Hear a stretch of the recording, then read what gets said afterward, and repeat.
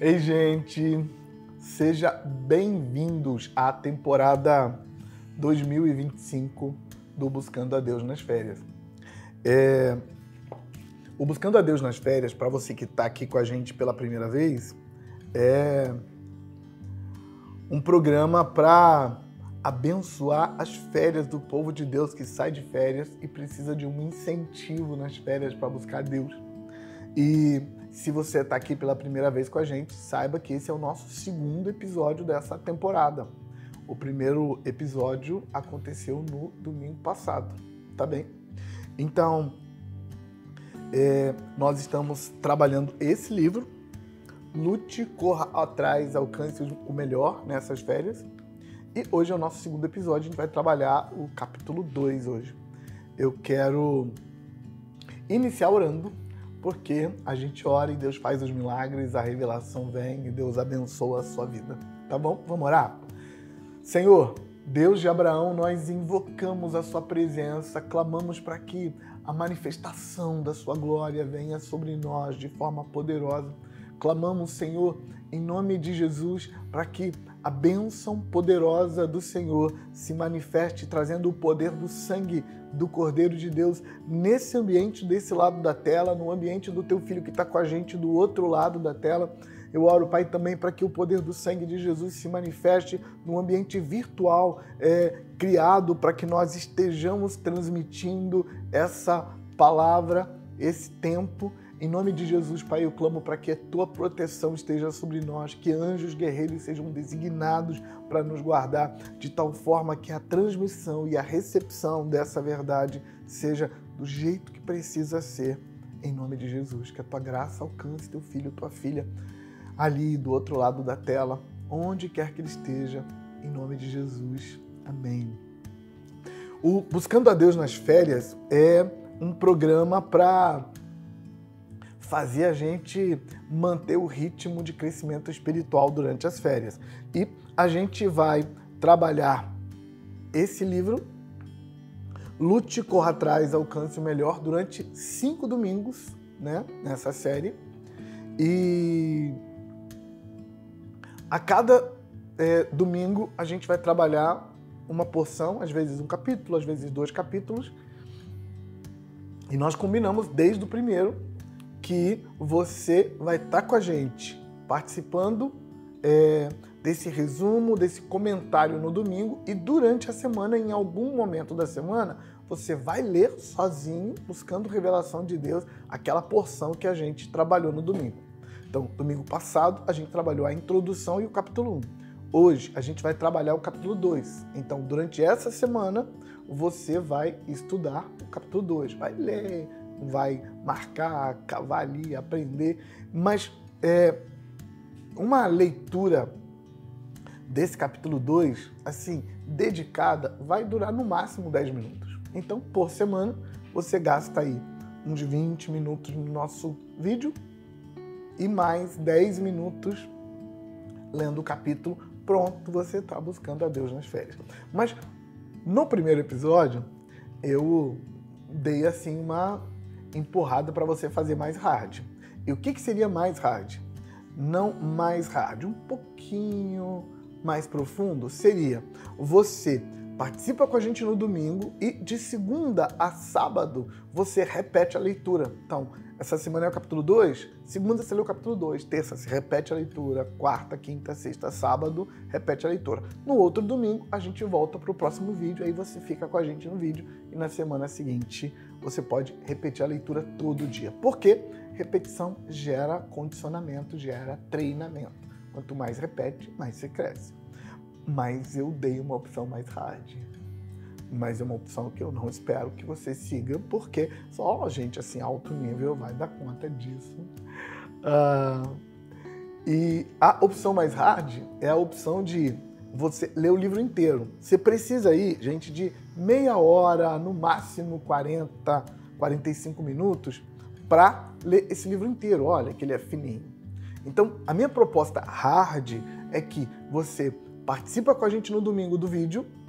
Então pega aquela explicação, aquela aprofundada e durante a semana, em vez de você ler o capítulo da semana, ou os capítulos da semana, que durante a semana você lê o livro todo dia.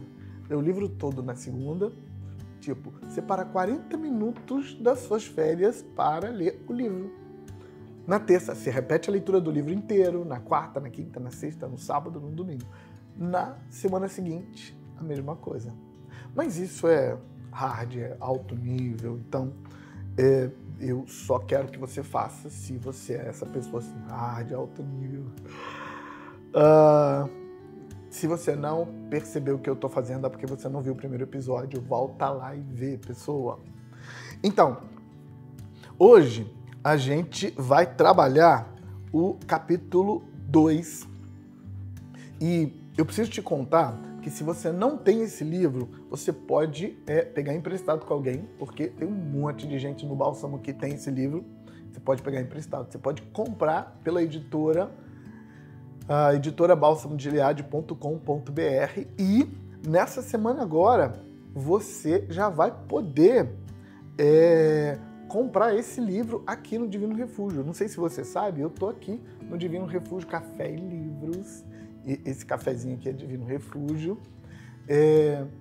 E pessoal que, principalmente, que mora na Grande Vitória, ou pessoal de outras partes que vem visitar a Vitória durante a semana, a partir do dia 15, o Divino Refúgio Café e Livros vai reabrir pós-férias coletiva. 15 de janeiro para frente, Divino Refúgio está aí firme. E você pode passar aqui para adquirir seu livro, porque a gente tem esse livro aqui no Divino Refúgio Café e Livros, e você aproveita e toma um cafezinho, né? De preferência, traz companhia, porque, gente, café é maravilhoso. Café com companhia, 10 vezes mais maravilhoso. E especialmente com aquelas coisas gostosas que você sabe que tem aqui no Divino Refúgio. Então, ó, esse livro você encontra aqui no Divino Refúgio, se você vier para os lados de cá. Se não vier, editora balsamodegilead.com.br, você consegue comprar o livro lá. Vamos trabalhar? Vamos embora. Vai para a página 25, onde começa o segundo capítulo. Eu quero começar lendo esse versículo que foi colocado aí. Gente, esse versículo é o nosso versículo do livro. Durante o livro inteiro a gente vai ficar indo e voltando nesse versículo para aprofundar algumas questões aqui. Mateus 6, 32 e 33, página 25, primeiro versículo aí, dá uma olhada. Vamos lá? Ó. Pois os pagãos é que correm atrás dessas coisas, mas o Pai Celestial sabe que vocês precisam delas. Busquem, pois, em primeiro lugar o reino de Deus e a sua justiça, e todas essas coisas vos serão acrescentadas. A gente já viu lá no primeiro episódio que o texto começa dizendo que os pagãos correm atrás dessas coisas. E o texto termina dizendo que todas essas coisas lhes serão acrescentadas. O que vai ser acrescentado? As coisas que os pagãos correm atrás. Aí tem um mais no meio, dizendo que mais o Pai Celestial sabe que vocês precisam dela. Esse mais quer dizer que se você correr atrás das coisas que os pagãos correm, como os pagãos correm, o Pai Celestial não tem nada com a sua vida. Mas, se você não corre atrás como os pagãos, se você corre atrás de outra coisa, 4 sentenças que a gente já falou, se você corre atrás de outras coisas, então o Pai Celestial vai fazer com que essas coisas que os pagãos correm atrás seja acrescentado na sua vida.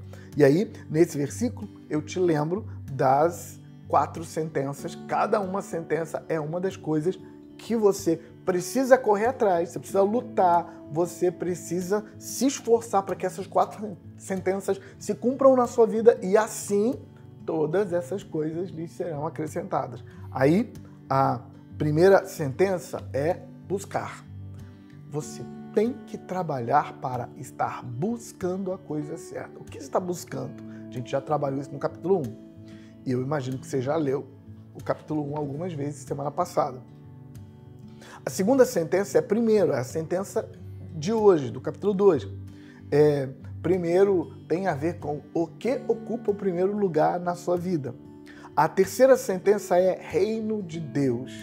O que o reino de Deus significa para você? E a quarta sentença é sua justiça. O que a justiça de Deus significa para você? Então, a gente já pensou das 4 sentenças na primeira, que é buscar, e agora eu quero resumir um pouquinho a segunda sentença, que é primeiro, e durante essa semana você vai ler pelo menos uma vez o capítulo 2, porque não dá pra gente cavar todas as preciosidades desse capítulo. Então, você vai precisar ler o capítulo. Eu torço para que você não fique no basiquinho de ler uma vez só na semana. Que, no mínimo, você lê todos os dias repetindo o capítulo. Porque ler o livro todo várias vezes é só pra gente, assim, nível hard. Aqui, nessa página 25, depois que a gente entende a gente lembra que são 4 sentenças, que a primeira é buscar e a segunda é buscar em primeiro. Então, nós vamos pensar por que primeiro lugar é importante. Eu quero acompanhar com você na leitura aí na página 25. Segue aí depois do versículo. Acompanha comigo, olha aí. A palavra primeiro aparece no texto diretamente ligada ao verbo buscar. Busquem primeiro. Primeiro é aquele que não é o segundo.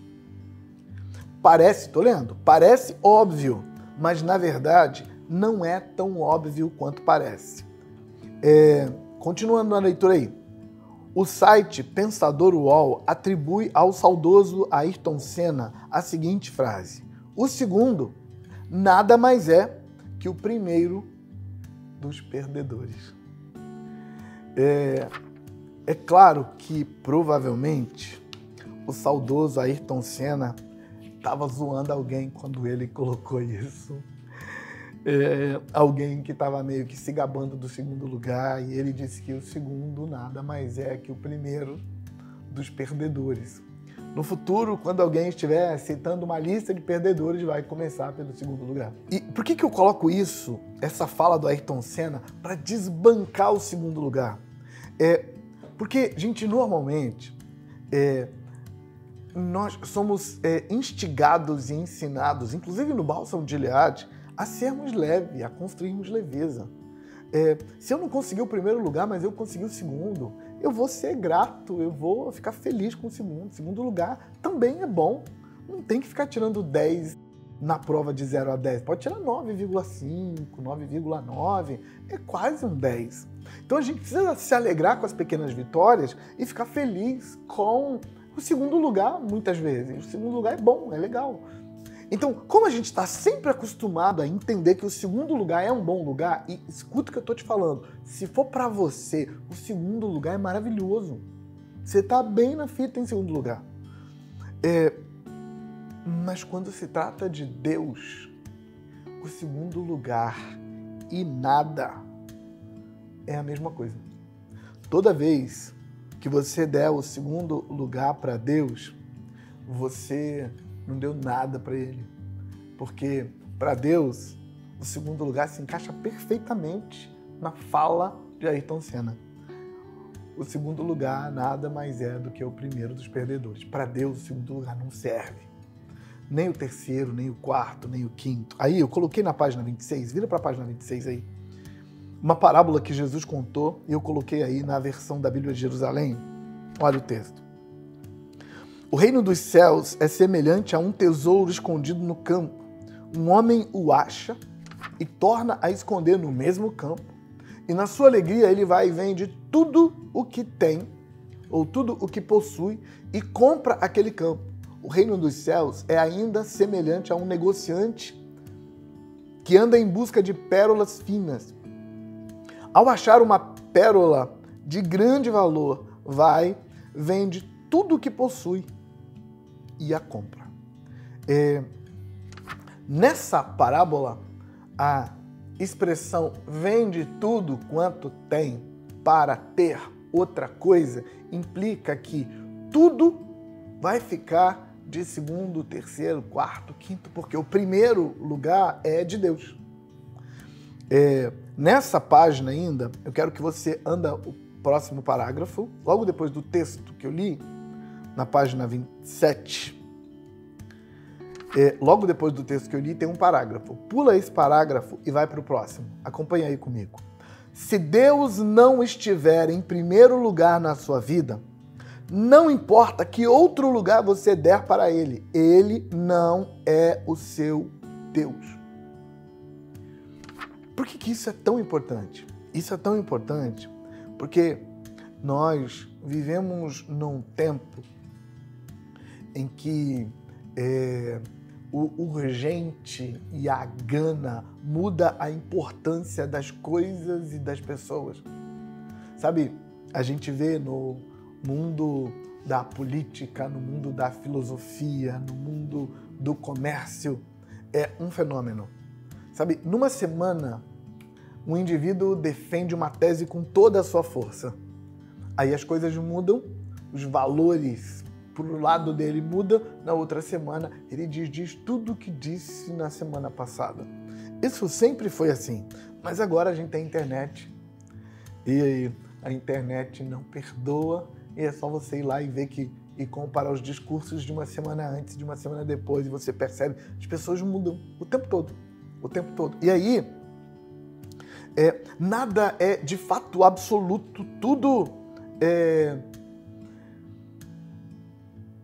relativo, você pode negociar, vamos ver se, talvez, e aí o resultado é os absolutos vão ficando para trás.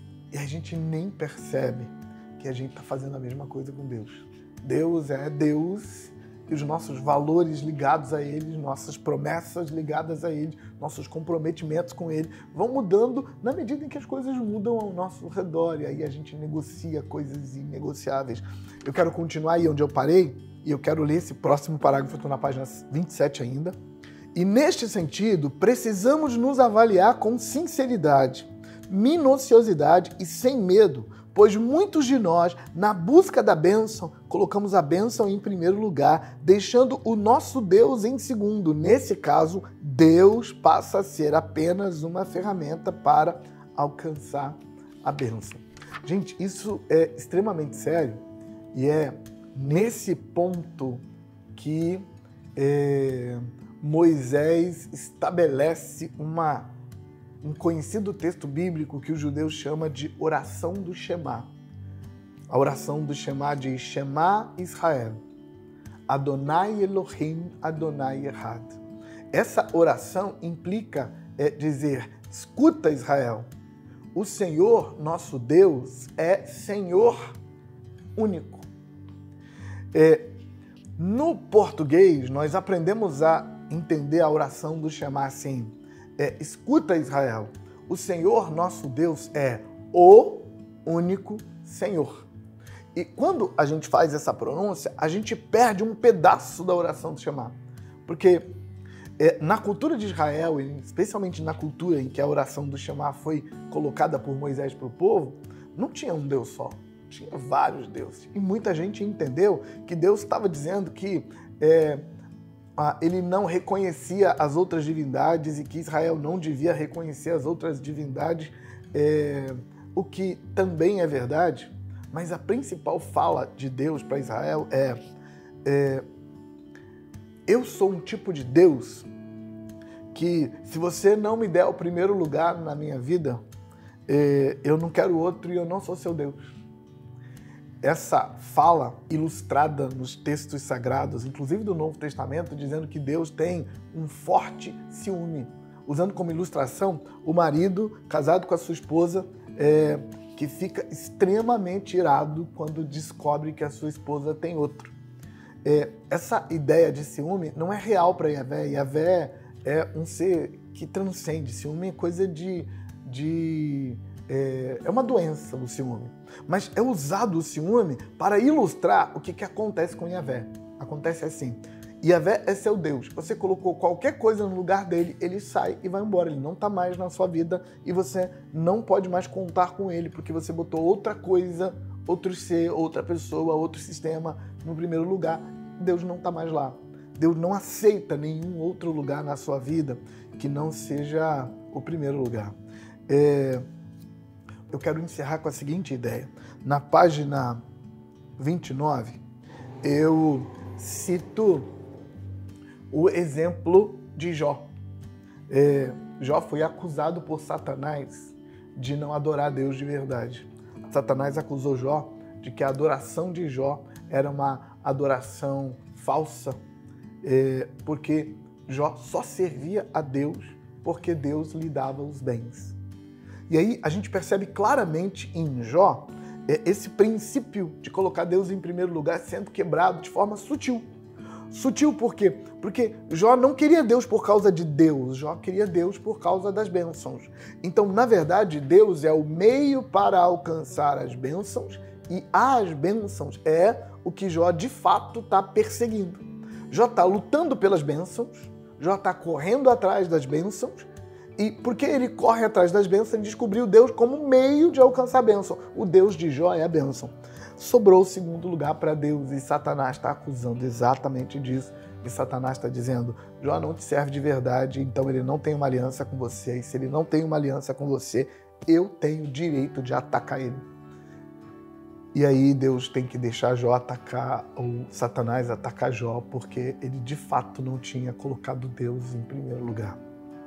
Sabe, colocar Deus em primeiro lugar é um exercício contínuo, diário, constante.